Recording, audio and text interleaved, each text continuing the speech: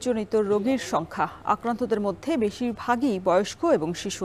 এ বিষয়ে আরো বিস্তারিত জানাতে সদর হাসপাতাল থেকে আমাদের সাথে যুক্ত হয়েছেন সহকর্মী এম এ হামিদ। হামিদ, জানাবেন যে হাসপাতালে রোগীর চাপ কেমন দেখছেন, আর রোগীদের সেবা পাওয়া নিয়ে কোনো ধরনের অভিযোগ আছে কিনা?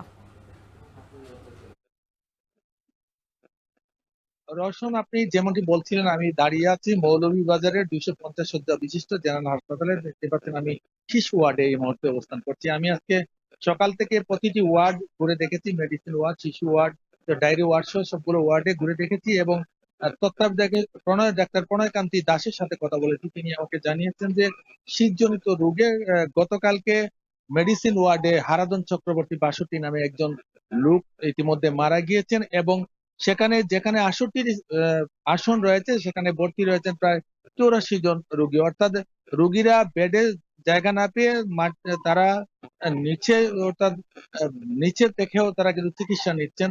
প্রতিটা ওয়ার্ডেই কিন্তু এই অবস্থা বিরাজ করছে। প্রতিটি ওয়ার্ডে প্রতিদিন কিন্তু 40 থেকে 50 জন রোগী ভর্তি হয়ে তারা চিকিৎসা নিচ্ছেন এবং প্রতিদিনই আবার সেখান থেকে ভালো হয়ে তারা বাড়িতে চলে যাচ্ছেন। আজকেও শিশু ওয়ার্ড থেকে ইতিমধ্যে 16 জন রোগীকে ডিসচার্জ করা হয়েছে এবং তারা সুস্থ হয়ে বাড়িতে চলে গিয়েছেন। এই অবস্থা সারা বছর, সারা শীত আসার পর থেকেই কিন্তু চালু রয়েছে। আমি যদি সারা জেলার পরিসংখ্যান বলি তাহলে সে শীত শুরুর পর থেকে এখন পর্যন্ত উপজেলাগুলিতে, 7টি উপজেলাগুলিতেই 3783 জন রোগী চিকিৎসা নিয়েছেন। এছাড়া প্রতিদিনই কিন্তু মৌলভীবাজার জেনারেল হাসপাতালে আউটডোরে 1300 থেকে 1500 রোগী চিকিৎসা নেন এবং আমি রোগীদের আত্মীয় স্বজন বা রোগীদের আত্মীয়দের সাথে কথা বলেছি। তারা বলেছেন যে তাদের চিকিৎসা সেবা নিয়ে কোনো তাদের বিরূপ প্রতিক্রিয়া নেই। তারা বলছেন যে ভালো সেবাই পাচ্ছেন এবং তারা সেখান থেকে চিকিৎসা নিয়ে তাদের শিশু বা বয়স্ক যারা রয়েছেন তাদেরকে ভালো করে বাড়িতে নিয়ে যাচ্ছেন। এই ছিল আমার কাছে